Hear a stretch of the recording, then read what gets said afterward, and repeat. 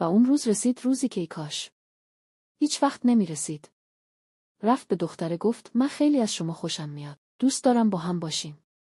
دختره گفت من 3 روز دیگه عروسیمه. هممون خیلی ناراحت شدیم. ولی اون تنهایی رو ترجیح داد. 3 روز گذشت. و بعدش شنیدیم رفته عروسی و به هم زده. چند وقت بعد دوباره رفته بود بیمارستان برای دارو و چکاپ. اون دختر هم اونجا بود. دوستم بهش گفت من اهل این کارا نیستم که بخوام عروسی کسی رو به هم بزنم، اما نمیتونستم ببینمت کنار کس دیگه ای. پرستاره بهش گفت اشکال نداره. تو زندگی منو نابود کردی، منم زندگی تو رو نابود میکنم. گفت این دفعه به جای دارو بهت بنزین تزریق کردم. دوستم دوید دنبالش.